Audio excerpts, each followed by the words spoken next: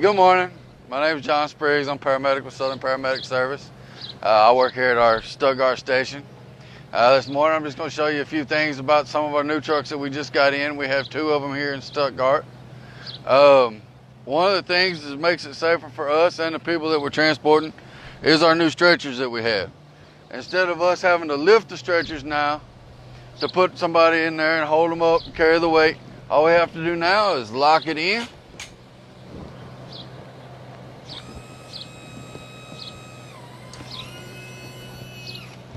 And it holds them for us.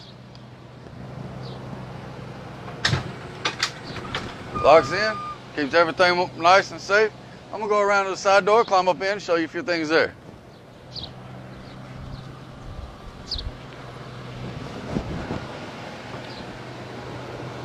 Okay, so some of the new features that we have in these trucks is we have a better seatbelt system for us, so that if something does happen, we don't get tossed around as bad. And better restraints on our new stretchers for the patients. But the biggest thing is this new air conditioning system. These trucks here have a system kind of like what you would find on an RV. We get somewhere, stop, plug up the truck, the air conditioner or the heater, whichever part of the year it is, will keep going to keep the truck at a controlled temperature. It doesn't get hot like it gets in your car and stuff when you leave it parked, like our old ambulances did. There's some good features to that. One, the truck's cooler when we get in it, and it doesn't have to work much to cool down during the summer. When we go to pick up somebody, we're not putting them in a hot ambulance. Okay? It's really important if it's somebody that's been, it's a heat type illness. Okay?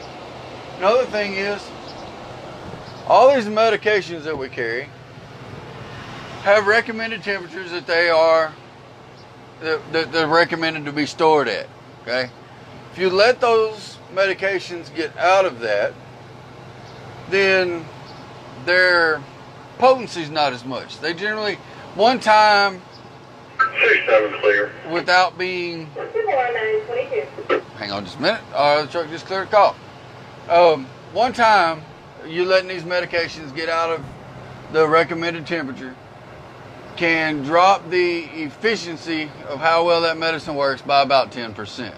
Okay, so with some medications that can make a big difference.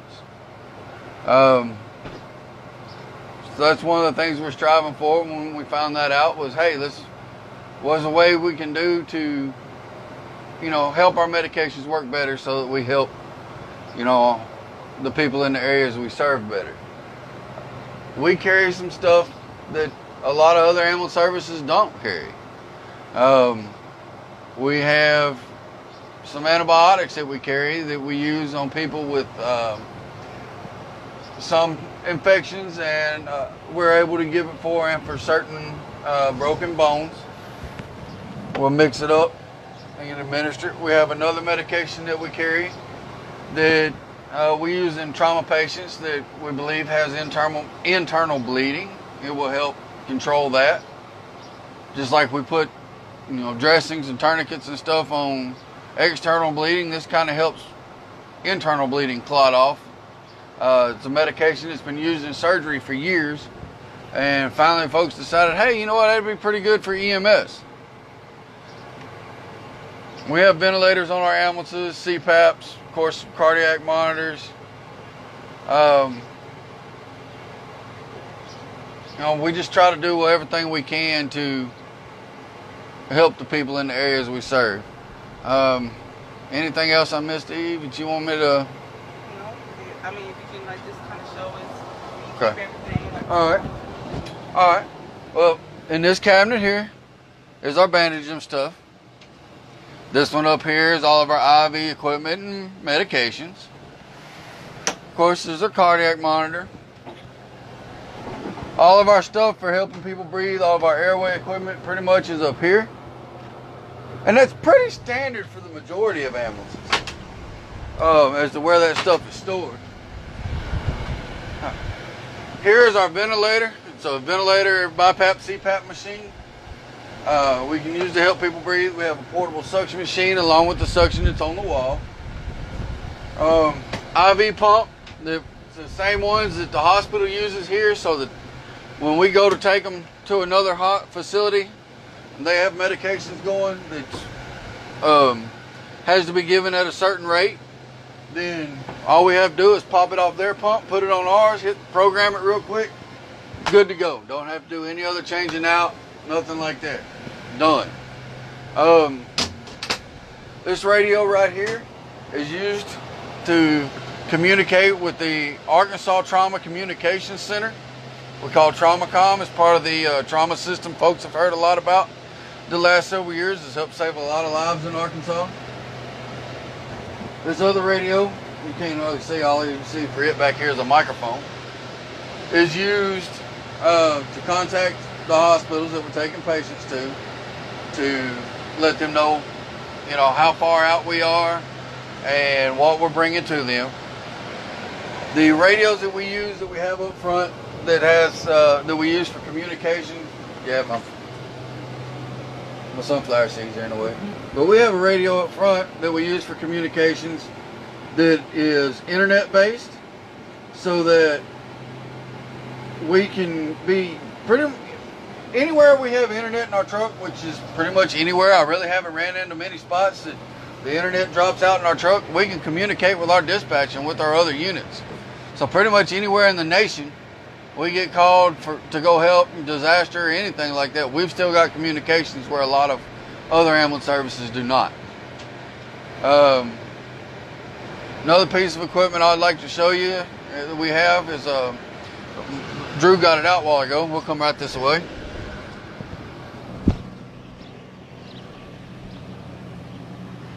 This here is our stair chair.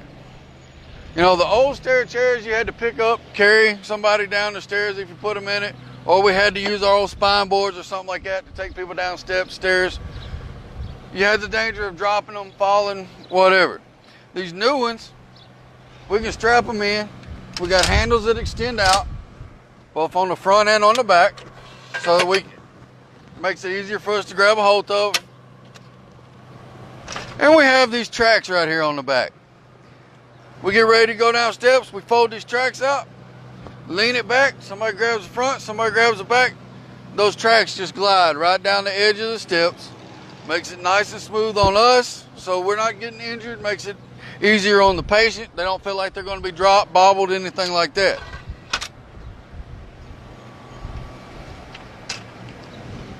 Of course, everybody's seen spine boards before. Something I'd like to let people know that a lot of folks don't know is there's been a lot of studies done in the last few years, and they're showing that a lot of times the spine boards, tying people down to it, doesn't give them the benefits we thought it would. Pretty much anymore, if you're awake and can talk to us and you're able to move your arms and legs and stuff, you might get a C-collar put on you, but you're probably not going to get strapped down to that board. It's uncomfortable, it's painful, and they've showed that they really don't help. Now, if you're unconscious, yeah, you're probably going to wake up on one.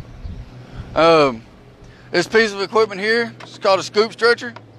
Somebody's laying on the floor, we don't feel like, it's a good idea to roll them to one side or another to get something under them to pick them up, because say maybe they've got a broke hip or something.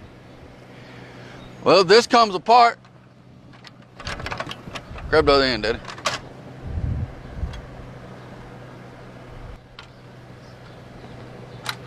Okay, this comes apart. The person's on the ground. We can literally just bring it right together up underneath them, scoop them up, pick them up, put them on our stretcher. We don't have to roll them over and put pressure on, their hips or whatever that seems to be bothering them. That's pretty much it. Upgraded lights, where now at nighttime we can see a lot better if we're on the side of the road somewhere working. The lights on the side of the trucks now are way better. Used to, we couldn't hardly see anything. Now I can sit right here and park and pretty much light up do babies at nighttime if I want to. Eve, you have any more questions? All right, well, once again, my name is John Spriggs. I'm with Southern Paramedic Service. I hope you have a good day. Stay safe. If you need us, we'll be there to help. Thank you.